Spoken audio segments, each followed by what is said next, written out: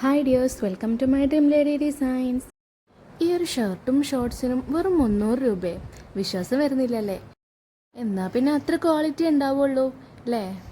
Product കൈ കിട്ടുന്നത് വരെ ഞാനും അതാ ചിന്തിച്ചിരുന്നത് കേട്ടോ. പക്ഷേ സാധനം കൈ കിട്ടിയപ്പോൾ ഇത്ര അടിപൊളി ക്വാളിറ്റി ഉള്ള ഒരു ഡ്രസ്സ്, അത് 300 രൂപക്ക് എക്സ്ട്രാ വേർത്തായിട്ടാണ് കേട്ടോ വന്നിട്ടുള്ളത്.